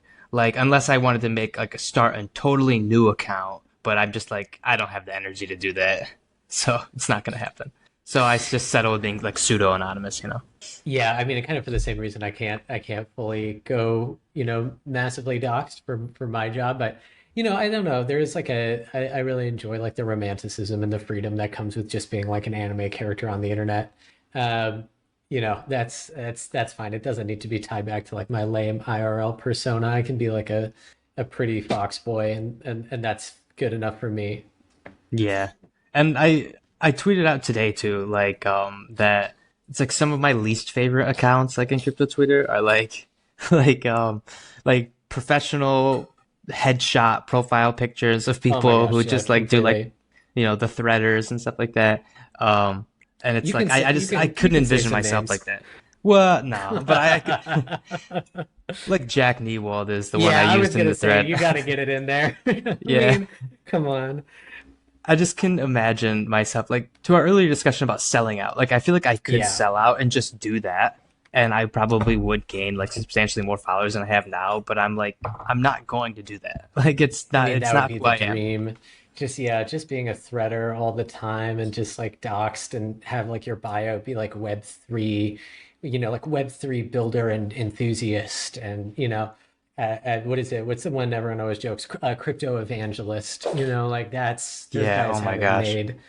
Yeah, Um, I remember back in like 2018, like after the big bubble, so early 2018, the one we used to joke about was blockchain influencer. All of a sudden there was all these like blockchain influencers because the blockchain term became like the big hot like buzzword, and the way that like Web3 is now. So it was like everything was just blockchain and everyone on LinkedIn was a blockchain influencer. It's like, what is what that? does that mean? Works. What is it like? Works at blockchain.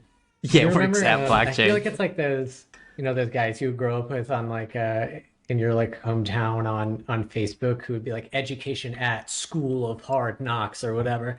It's like come on. Yeah, It's like yeah. come on, man. This is so lame. Location on the blockchain. Yeah, Yeah. I'm on the chain. Yeah, I mean that is, down that path leads cringe, and we should Mm. always try to not be cringe, but which is funny. I mean, I guess this is kind of a cringe question. You said you like anime. Do you have a favorite anime? Who man? I don't know if I have a favorite, but I do have some that have like a certain kind of like historical importance to me as a kid because my older brother, like when he was like a teenager, he had like an anime phase, and he's 5 years older than me, so that was like my first sort of exposure to anime that wasn't like Dragon Ball Z, and so I think of like stuff like Those Who Hunt Elves, and and some stuff of that era that we would like buy like the VHS sets of and Oh yeah, everything. I mean that was the best. I mean that was the best time. So yeah, I'd probably just put it on that, just not because it's particularly good or something like that. It's just like has emotional significance to me. Yeah, it's funny like trying to go back and watch things that were like significant to you when you were younger or whatever.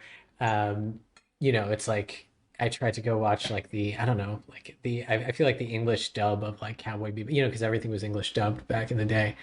Like trying to go watch like the English dub of like Outlaw Star or like Cowboy Bebop, and I just am like, man, I just can't deal with this anymore, or like how slow moving some things are. But yeah, I mean, I think that's a good enough answer.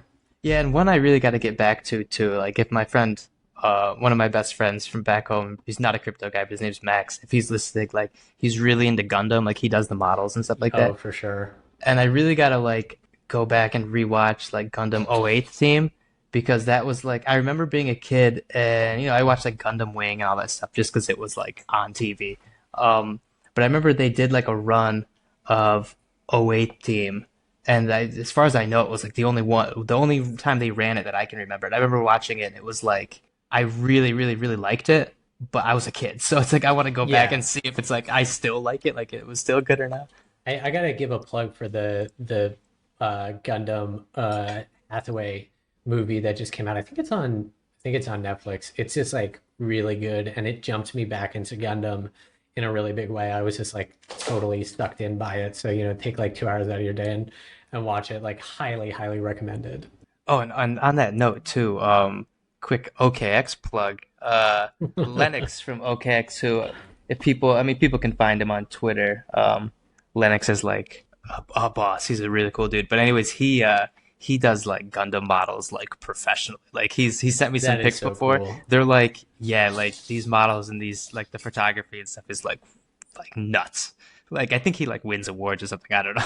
But anyways, I don't. I'm sure he wouldn't care I said this, but it's like if anyone knows Lennox at OKX, like he's got some seriously awesome Gundams. That's like I feel like the next phase in my development is just like getting really into making Gundam models. Well, kind of like I guess then to pivot to something more specific, I know you were in English.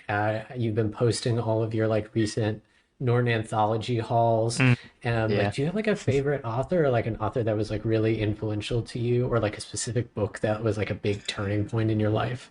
Um, no, it's hard. I don't because I've read like so many, but I do have like sort of a favorite like period. Like I'm definitely mostly into like romantic and Victorian Very cool. literature. Very cool. And yeah, and then like the maybe the late like sort of late Victorian as well. So I look at stuff like if I look at like Jane Austen, who's like, as every undergrad who takes Victorian literature, romantic Victorian literature, has to read Jane Austen, whatever. But I think of Jane Austen as having like absolutely like perfect writing skills. Like if there was ever an author that just was like the perfect writer of the English language, like it has to be like Jane Austen. Um, That is such a cool answer and such like a profoundly like English major answer, and one that I think is like completely on the mark. Yeah, it's just like not one I guess that I expected. well, yeah, and it's like because those books are really long. You know what I mean? Yeah. Like Pride and Prejudice is like really long. But like when you read it, like the way that there's like no wasted words for being as long as it is and for, as verbose it is. There's like not a single word in the entire book that's like wasted. It's it's really Yeah, incredible. it's there's no I kind of feel that way about like kind of a similar era like Mrs. Dalloway was very much Oh that for my me God, where I dude! was I was like that just was I swear to God that my next book was going to be Mrs. Dalloway. That was what I was going to bring up next. I swear to God. I remember, reading that in school and being like, oh my God. Like, it set like this almost insurmountable standard for like the level of like detail and voice, but also like spareness of prose and like, yeah, I don't know. It really, yeah, I think Y- that's, those answers tend to be very cool. Yeah, it's It's absolutely good that it wasn't amazing. something like a very cringe book. Yeah, I always think too of Mrs. Dalloway of like when she describes like the bells ringing, and it's like the sound waves like reverberating like throughout the space, that all of these characters are like occupying the shared space. Um, and it's an amazing book. And I do talking about this now. I do have one particular work that is like my favorite of all time, which is Lines Written in Early Spring by Wordsworth. Um, Wordsworth had. yeah, I just think that's like the perfect poem, and it's weird because I read that like I read that right after me and some friends like we went like camping out in a cabin in like Pennsylvania that my friend's family owned, and we like got into some stuff, and it had like an experience. It was really really cool, like a very kind of intense like religious experience if there ever was one. And then like I went back to school because that was on like a weekend. So then I like went back to college or whatever and had to read Lines Written in Early Spring like right after that, and it was like I felt like it was exactly what I had just like experienced. Um, and not to mention it's just like a perfect poem anyway. So it's like Yeah, that's my favorite of all time. Wordsworth is really kind of what jumps me in into getting into like romantic poetry. I think what is it? Wandered lonely as a cloud, and from there, like I think I went really really hard in the paint on like Keats, and just Hmm. became like a total Keats head. And then that, of course, led into like a lot of Anne Carson because Beauty of the Husband is on the like a Keats fragments. And it's just so funny, like those, it's like I think of how influential those things were, and now the majority of my day is like trolling on crypto Twitter and working on crypto things, and I'm just like, only recently now kind of returning to like in the last few years returning to like poetry as a form for myself and writing as a form for myself. And I do feel it's probably like a more universal thing than we would expect. Hmm. It's very refreshing. I mean, I'm just diving back into these Nortons that I haven't looked at in a decade, and it's like it's very refreshing just to be putting myself through this sort of academic exercise again. That's like just for myself. But it takes me back to like a different time in my life where it was like I was doing this and getting enjoyment out of it, and it helps break up the nonstop like pedal to the metal, pedal to the floor like crypto, the stuff that just never Yeah, ends. which is yeah, I mean it becomes its own kind of like grim, self-defeating, tiresome process. Like and yeah, it feels a little divorced from the romanticism. Yeah, and it's cool because my kid, he's 4 years old. He loves books too, children's books, and he's at a stage now where like he will like we'll just like sit in. We have like a little reading corner in the house, and he'll like sit there and like look at books or like color or play with some stuff like painting or whatever. And like while he do that, I'll just like sit next to him and I'll like read like to myself like a Norton anthology or whatever and like highlight it and take notes and stuff. And we just have like a little like 15 to 20 minute like quiet time like that, and it's really cool. Yeah, I mean that's so funny. That's like some of my favorite memories from childhood. Like my dad is a professor and like was a big reader, and he used to just we would just like sit on the couch or sit in bed and like read together like all day. And like if there was like a day, if a book came out that I really wanted to read, he would just give me the day off school to read it. And I think so much about that, and I'm like, man, I can't wait to kind of do the same thing. And like that tradition is like so important to me and so valuable. Yeah, yeah, absolutely. Do you have a favorite like cocktail or favorite thing to drink? Do you drink? I mean, if you drink, but like, do you have like a go-to like fun beverage of choice? Um, yeah, probably like gin and tonic. I don't Very drink that cool. much Yeah. anymore. I don't drink beer because where I live now is not a beer country. Like their beer is just not good. It's a wine country for Oh sure. yeah. Okay. So like I'll meet up with my friends. We have like a social thing like once a month where we all go out and we rate gyros restaurants. It's like a secret club, and then at the end of the year we like give a trophy to like the best gyros place. Um, So like now actually the city like kind of knows us, so it's like we can't really hide it anymore.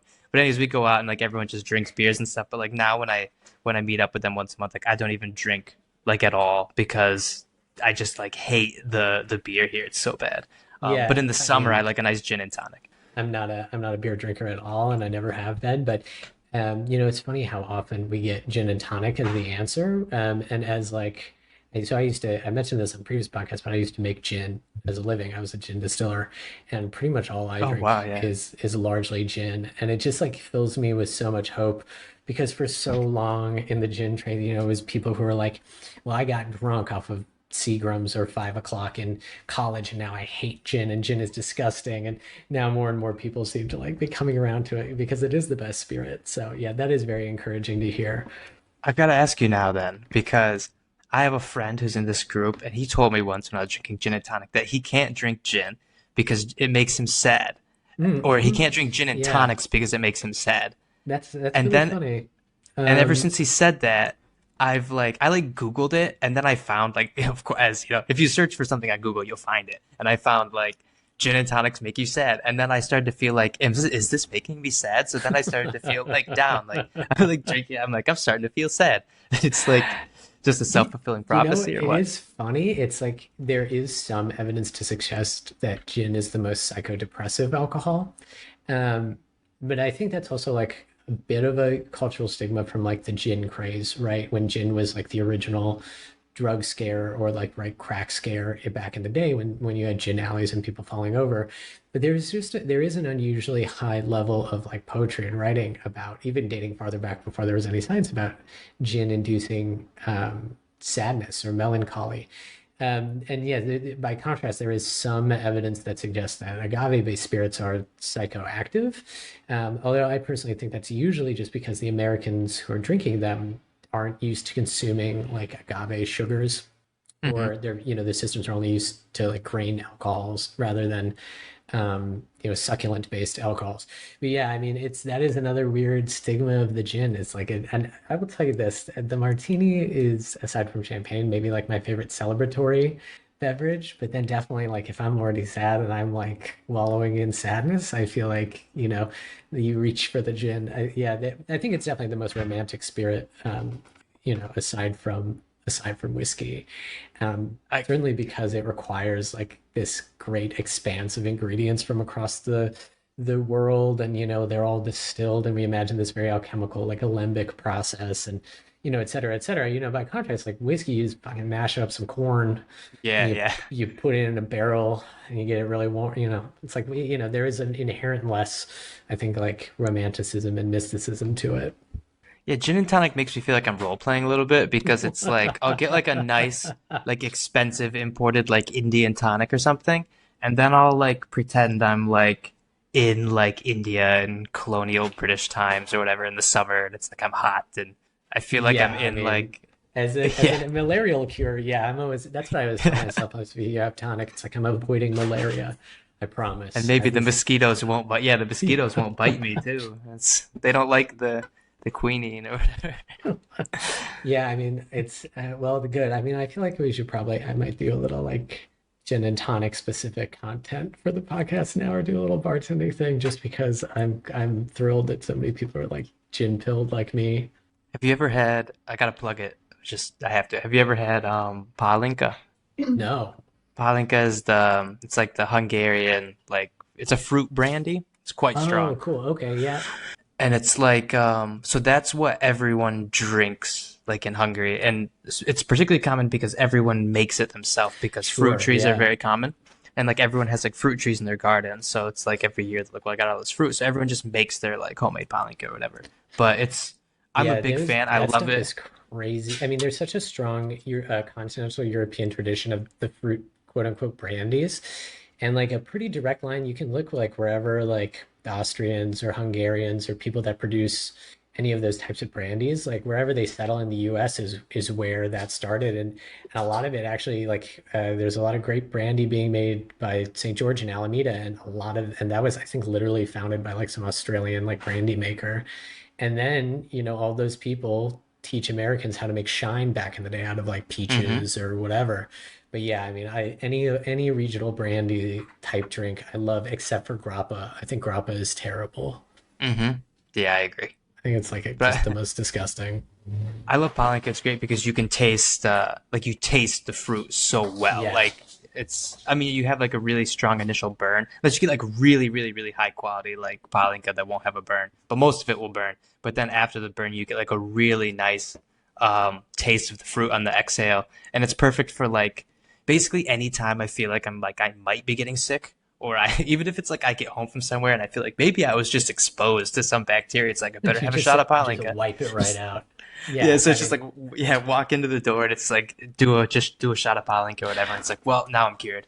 all right, I'm gonna have to order a bottle now and add it to the bar because I always love finding this regional drinks. Like I got really into Baiju for a few years there. It's just like totally Baiju pilled, and now I really can't drink it that much anymore because I kind of overdid it. So I'm like on to the next one. If you get one that's over like 40%. Okay, It'll just yeah. taste better because there's also they make like ones that are more commercial that are like really sweet. It's like Oh yeah, sugary. for like And the it's like kid, for the young people. I was gonna say for the yeah, kids, but for the kids, yeah. yeah. Grandpa's old Palinka, you know. But don't get that stuff. Get like a stronger, harsher one because it does taste better in my opinion. Okay, well, it's on the list. Do you have any shout outs you want to give? Any specific plugs? Do you want to like, yeah, anything? It could be a project. It could be someone that you really like on Twitter who you think is funny. It could be someone you're working on, a general message for, the whole world of what, anything like that. No, not really. As far as people on Twitter, I do think I did a big unfollowing of people not that long ago. So I think that the people I'm following now, you can more or less consider recommendations of people I like. Not everybody, but I'm following 223 people at the time of this Wow, recording. you are concise. I mean, that is a tight list. Yeah, and so I think that most of them, at least 90%, are sort of like endorsements of accounts like I think these people are cool, I find value or humor or whatever in their content. But there's no one in particular I think that stands out. And in terms of plugs, I don't know, not really. I mean, I did just boot up a bunch of mirrors I mentioned earlier with some like burner ENSs I bought and stuff. If anyone wants to waste their time and check those out, they can. The link tree is on my Twitter or whatever, but just don't expect like much value to be derived there. Those are basically just exercises in keeping myself sane of just like I'm just like writing something really quick as like an exercise more or less. It's not like some high value, like lengthy, in-depth Substack or something. You're not charging $15 a month for your incredible insight on No, Cardano and XRP. no, totally free. But if anyone does want to buy one of the Optimism NFT versions of them for like $14, then it's not necessary, but Buy these appreciate it as a NFTs, tip. people. Buy. I'm saying it's necessary. I'm putting my foot down. Everybody should buy one of these. There is another plug I guess I want to do quickly. There is sort of a product related plug. I'm good friends with Philb, the trader on Twitter, like in real life friends, and I've been sort of colleagues and just personal friends with him for pretty much my whole time. I guess I've worked in this industry. Anyways, he has a project called Decent Trader, which I lurk in, but it's a paid platform. But I really think that what they have is like very, very, very high value. The one indicator that I live and die for like all of my trades is the Predator, which is basically just like it colors the candlesticks of like when you should enter and when you should Very cool. exit. Yeah, and it's like, I mean, this thing works for me. Where I mean, it works as well as any kind of paid like trading indicator as long as you have like a plan and you know what you're doing. But also more than that, I mean, they keep building like they have all of these like like interfaces that provide like all sorts of like information and signals and stuff for like all these coins and stuff. And I don't know, it's a really, really valuable product, I think. Full disclosure, I mean, I have access to it for free because we're friends and stuff. And it, But if and you like were good at paying for it, you would say that it would be a good value. yeah, and it's like I also have an affiliate link that I like never use ever. Like if someone's like, "What is this indicator?" I would just say like it's Decent Trader, like from Phil. And I don't like share my link because I really don't even care. I don't even want to shill it that way. It's like I just really organically think it's like a cool thing. So I will shill that as a cool thing. Good shill. That's a fair shill, helping out a friend. Mm-hmm. Well, I just want to say I know this has been like a long time coming since we've been trying to get our time zones together and make it sync up. So I just want to, say thank you for, finding the time to join and being candid and jumping into so many interesting topics with me and sharing our love of literature and poetry, which is always nice. And yeah, I just wanted to say that I really appreciate it. Oh, thanks, man. I really appreciate coming on. I mean, it's a lot of fun, and I also appreciate you finding the time to work around my schedule as well. So, yeah, it's been great, man. Well, cool. Well, we'll do it again. For everybody listening, as always, if you enjoy what we do here, please like, subscribe, give us a review or a rating. Going forward now, our release schedule is firmly on Mondays, and V will be back next week, so you won't only have to listen to me hosting, because I know the vast amount of people prefer listening to V. And as always, if you have a story that you want to share, please reach out to us because we'd love to help you spread it around and share it with the world. And with that, until next time.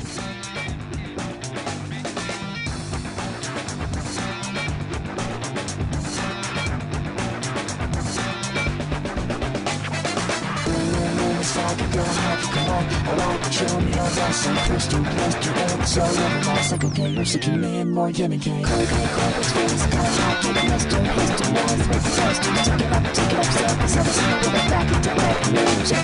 When the side of the hype, I like to show me all that some crystal cluster and so I'm not like a gamer, so keep me in more gimmicky. Cold, space, got hot, get a mister, hister, noise, with the toasters, take it up, step, cause I was with it back into back music. Back music demand.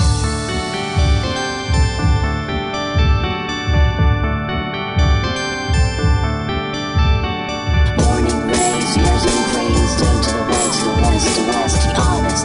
There wasn't a dream, the whole society, unity. Cornet and spinning sound flow to the home, dragged by the power of the dream. The power is yet unknown.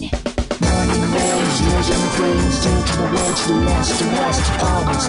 There wasn't a dream, the whole society, unity. Cornet and spinning sound flow to the home, dragged by the power of the dream. The power is yet unknown.